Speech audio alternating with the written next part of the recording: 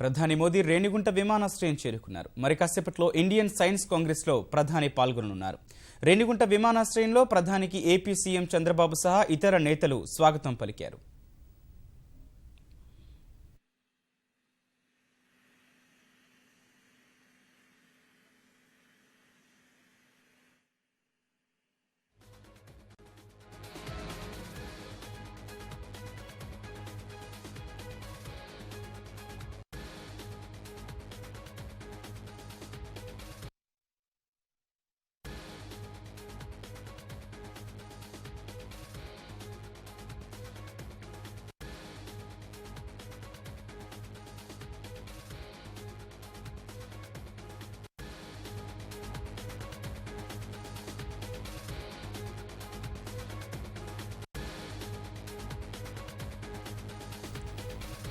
ప్రధాని మోదీ రేణిగుంట విమానాశ్రయం చేరుకున్నారు.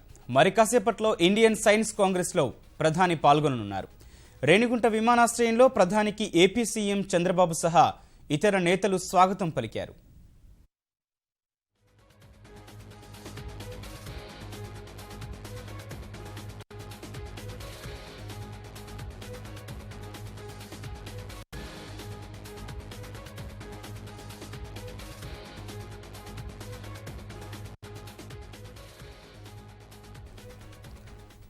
భారత శాస్త్ర సాంకేతిక రంగానికి ముఖచిత్రంగా భావించే ఇండియన్ సైన్స్ కాంగ్రెస్ 104వ సదస్సు తిరుపతిలో కాసేపట్లో ప్రారంభం కానుంది.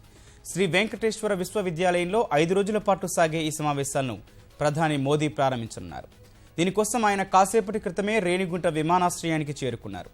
ప్రధాని మోదీ సదస్సును ప్రారంభించి శాస్త్ర సాంకేతిక రంగం, దేశాభివృద్ధి అంశంపై ప్రసంగిస్తారు. శాస్త్ర సాంకేతిక పరిజ్ఞానంతో దేశ పురోభివృద్ధి ప్రధాన అంశంగా 104వ ఇండియన్ సైన్స్ కాంగ్రెస్ సదస్సుకు తిరుపతి సిద్ధమైంది. సదస్సు ప్రారంభోత్సవ నిర్వహణకు ఎన్టీఆర్ మైదానాన్ని సుందరంగా తీర్చిదిద్దారు. 6 నోబెల్ గ్రహీతలతో పాటు 12,000 మంది శాస్త్రవేత్తలు, ప్రముఖులు, వివిధ విశ్వవిద్యాలయాల ఆచార్యులు, పరిశోధక విద్యార్థులు సమావేశాలకు తరలివస్తున్నారు.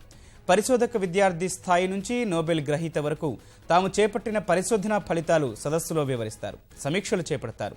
ప్రముఖ శాస్త్రవేత్తను కలుసుకోవడానికి, సందేహాలు తీర్చుకోవడానికి, వాళ్ళు కనిపెట్టిన కొత్త విషయాలను నేర్చుకోవడానికి పరిశోధక విద్యార్థులకు ఈ సదస్సు గొప్ప అవకాశంగా నిలవనుంది.